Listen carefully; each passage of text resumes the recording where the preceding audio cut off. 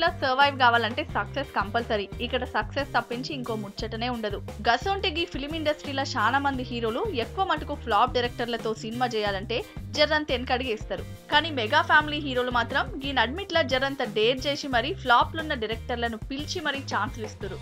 Mega family పెద్ద దిక్కైన చిరంజీవే అఖిల్ సినిమాతో భారీ ఫ్లాప్ ను మూటగట్టుకున్న వినాయక్ ను ఏరికోరి మరీ తమిళ హిట్ అయిన కత్తి సినిమాను తీసుకొచ్చి గీ డైరెక్టర్ చేతిలో పెట్టిండు. వినాయక్ గీ సినిమాను ఖైదీ నంబర్ 150 గా రీమేక్ చేసి చిరంజీవికి రీఎంట్రీలా అద్దరిపోయే హిట్ అందించిండు.